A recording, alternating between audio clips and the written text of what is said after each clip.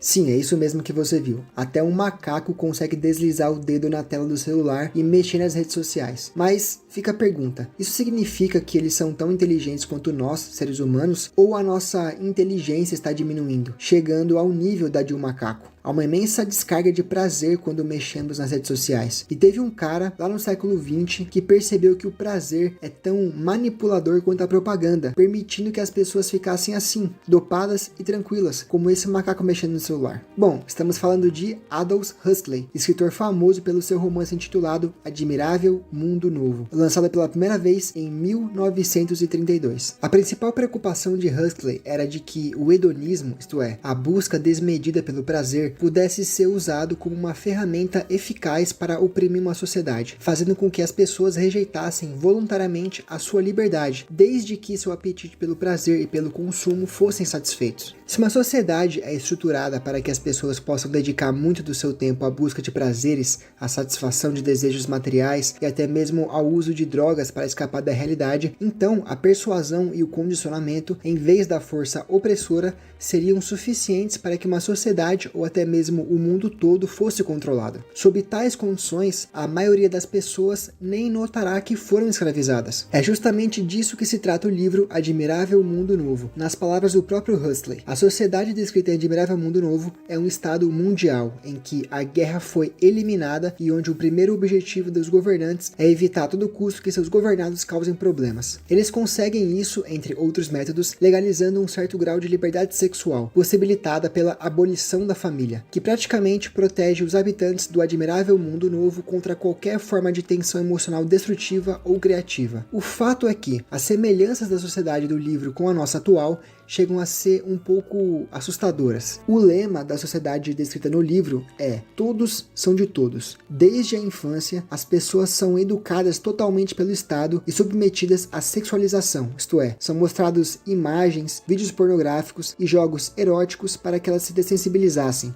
Detalhe aqui, as pessoas aboliram completamente as figuras parentais, pois uma hierarquia era vista como opressora. Como não existe mais pai nem mãe, os seres humanos são gerados por incubação e o sexo serve unicamente para o prazer, sem risco de gravidez. Hoje em dia não temos algo parecido com os anticoncepcionais? Lembrando que Huxley escreveu o livro quase 30 anos antes do momento que isso fosse possível. E embora ainda não seja possível criar bebês em incubadoras, não há também alguma semelhança com a sexualização das crianças descrita no livro com a nossa sociedade atual? Hoje temos pornografia acessível 24 horas por dia e uma geração inteira cresceu assistindo a programas em TV aberta com entretenimento sexualmente estimulante que passava em horário comercial. Em Admirável Mundo Novo, a sugestionabilidade foi aumentada através de uma superdroga chamada de soma. Quando tomada em pequenas doses, estimulava uma sensação de bem-estar e, em doses maiores, gerava alucinações e um sono profundo. Ele fornecia o que Huxley chamava de férias da realidade. E mais importante, tornava os cidadãos altamente submissos, pois ficavam extremamente dopados. Hoje, não temos uma droga como o soma, mas sim uma mistura completa de drogas, álcool, maconha, psicotrópicos, opioides e pílulas para dormir, e são prontamente usadas como um meio de escapar da realidade.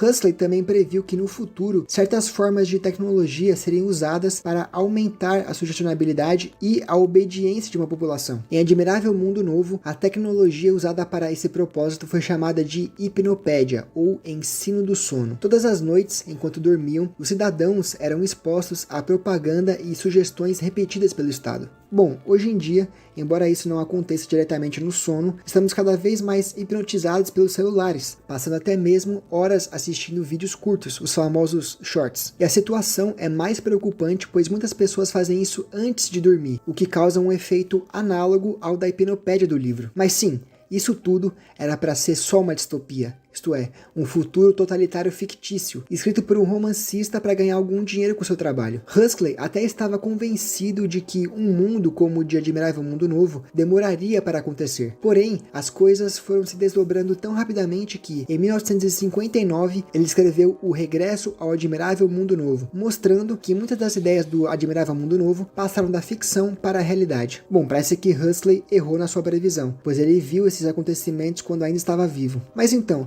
Como o prazer pode privar as pessoas da sua liberdade, sem nem mesmo elas terem a noção de que perderam a sua liberdade e se conformarem em ter uma vida vazia, sem desafios e tentações, sem riscos e coisas pelas quais lutar, passando a não se importar mais com nada, contanto que recebam a sua dose de prazer diária. A psicóloga Anna Lembke explica isso no seu livro Nação Dopamina, usando ela mesma como exemplo. Durante um tempo da sua vida, Ana foi viciada nos livros da saga Crepúsculo, que, para quem não conhece, se trata de histórias de amor envolvendo seres humanos, vampiros e lobisomens, basicamente. Depois que leu pela primeira vez, ela foi procurar vários outros romances com histórias semelhantes. Só que chegou a uma certa altura que as histórias de amor mais dóceis, digamos assim, não a satisfaziam mais, o que fez com que ela passasse para versões cada vez mais gráficas e eróticas. Ela conta que procurava opções cada vez mais acessíveis e baratas, pois eram tantos livros de romance erótico que ela tinha lido que não importava mais o conteúdo, a forma ou o estilo do romance. Ela só estava tentando procurar um tipo de experiência muito específica que, de maneira inconsciente, tentasse imitar aquela primeira sensação de prazer que experimentou ao ler Crepúsculo pela primeira vez. Se habitualmente nos entregamos aos prazeres desmedidamente, desenvolvemos uma certa tolerância a eles, ou seja, a próxima dose do mesmo prazer já não nos afetará tanto quanto a primeira dose. E por meio de um processo chamado neuroadaptação, nosso cérebro se torna excessivamente sensibilizado à dor, isto é, ficamos aversivos a ela. Não apenas precisamos de mais uma substância ou estímulo para sentir a mesma quantidade de prazer, mas a dor que sentimos após o prazer se torna mais severa e duradoura. Quanto maior o prazer,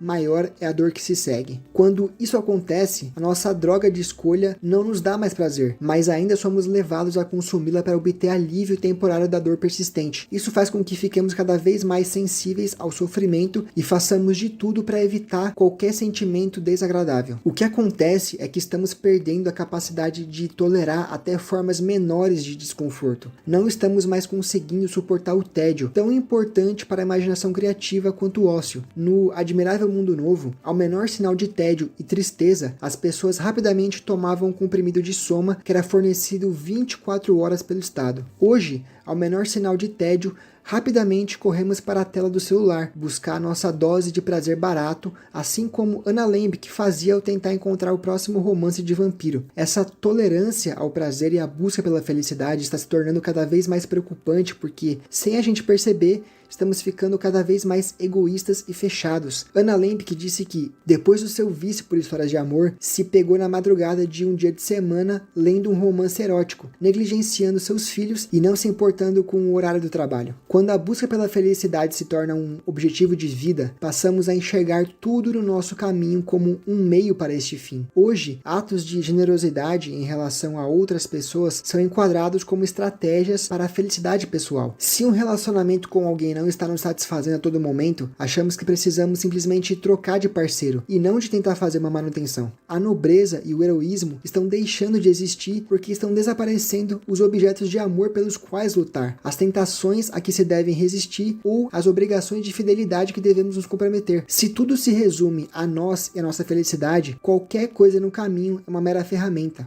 Seja intencionalmente imposta à sociedade ou não, uma coisa é certa: a tecnologia e o suprimento infinito de entretenimento estimulante, mas moralmente degradante, está criando uma população passiva, ignorante e espiritualmente aleijada, e acima de tudo, desinteressada em resistir à implementação de correntes políticas e ideológicas. Assim como Huxley alertou, à medida que a arte e a ciência da manipulação forem sendo melhor compreendidas, os ditadores do futuro aprenderão sem dúvida a combinar técnicas de propaganda com as distrações incessantes que, no Ocidente, agora ameaçam afogar num mar de irrelevância a informação racional essencial à manutenção da liberdade individual. Termino com uma citação de Dostoiévski, escrito há mais de 100 anos, que resume o livro de Huxley. No final, eles colocarão sua liberdade aos nossos pés e nos dirão: façam de nós seus escravos, mas nos alimentem.